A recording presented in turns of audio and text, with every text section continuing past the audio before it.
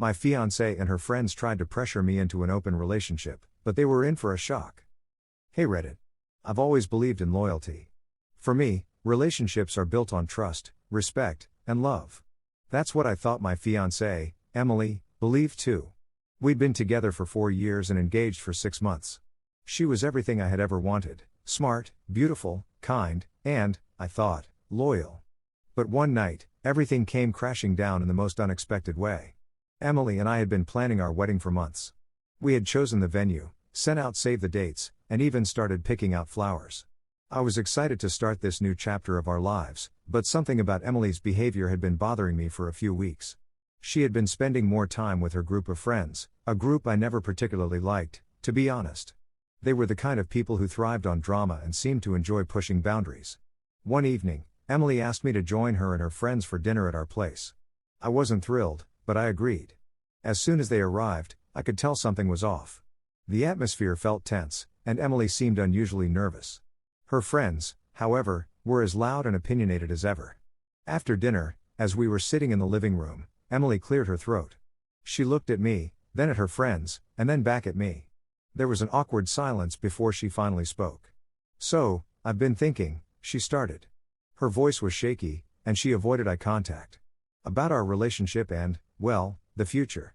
I raised an eyebrow, unsure of where this was going. I tried to remain calm, but my gut was already telling me something was wrong. Her best friend, Lisa, chimed in before Emily could continue. "You know, relationships are evolving these days. Monogamy is so old-fashioned.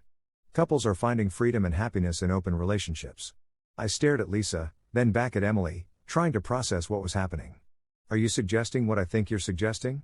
I asked, my voice calm but firm. Emily nodded, still avoiding my gaze. "I just think it might be something worth exploring. A way to keep things exciting, you know?" The room was silent for a moment, and then her friends started chiming in, one by one, like a rehearsed choir. "It's healthy to have options. You'd be surprised how much closer it can bring you. Monogamy is so restrictive." I felt like I was being ganged up on in my own home. They weren't just voicing opinions, they were actively trying to convince me that this was the right path for our relationship. I took a deep breath, trying to keep my emotions in check. I looked at Emily and asked, "Is this what you want?" She finally looked at me, her eyes pleading. "I just think we should try it. If it doesn't work, we can always go back to the way things were." "Go back?" I repeated, my voice rising slightly. "Do you even hear yourself? This isn't some experiment we can undo. Once you cross that line, everything changes." Her friends started talking over me, defending her and accusing me of being closed-minded. But I didn't care about them. My focus was on Emily. I stood up and looked at all of them. "You know what? Let's put this in perspective." I turned to Lisa first. "Lisa, you cheated on your last boyfriend, didn't you?" She looked taken aback but didn't deny it. "Yeah, but that was different," I cut her off. "And Sarah, you're divorced because your husband couldn't handle your freedom, right?" Sarah opened her mouth to speak but closed it again, her face turning red. "And Emily," I said, turning to her, "do you really think this is going to make us stronger? Or is this just something you're doing because your friends think it's trendy?" The room went silent. Emily's face was a mix of guilt and frustration. "You don't understand," she said finally. "This isn't about them. It's about us." "No, it's not," I shot back. "This is about you wanting something new and dragging me along for the ride. You didn't even have the decency to talk to me about it privately. You brought your friends here to gang up on me, thinking I'd cave under pressure." Her friends started to protest again, but I wasn't having it. I pointed to the door. "You can all leave. Now." They looked at Emily, waiting for her to say something, but she stayed silent. Eventually, they grabbed their things and left, muttering under their breaths. Once we were alone, I turned to Emily. "If this is what you want, just say it. But don't expect me to stick around." She started crying, insisting that she loved me and didn't want to lose me.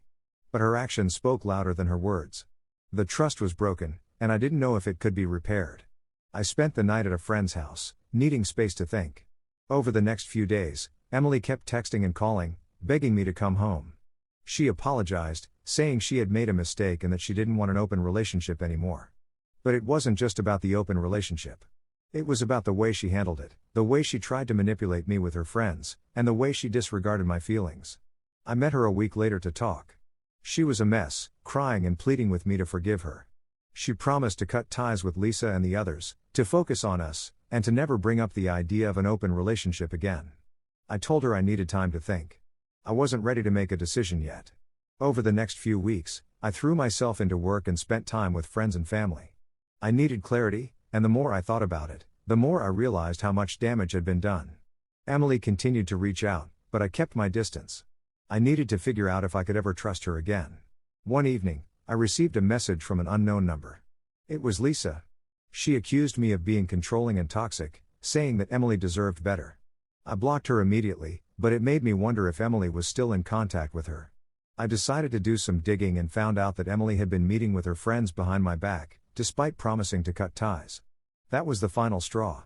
I called her and told her it was over. She begged me to reconsider, but I couldn't. The trust was gone, and without trust, there's no relationship. Breaking off the engagement was one of the hardest things I've ever done, but it was also the right thing. I deserve someone who values loyalty and respects me enough to have honest, private conversations about our relationship, not someone who tries to browbeat me into accepting something I don't want. As for Emily, I hope she finds whatever it is she's looking for. But it won't be with me. To anyone reading this, let this be a lesson: never let anyone pressure you into something you're not comfortable with, especially when it comes to relationships. Know your worth and stand your ground. It's better to be alone than with someone who doesn't respect you. That's all for today's video, folks. Don't forget to like, subscribe, and join us next time for more exciting content. See you next time.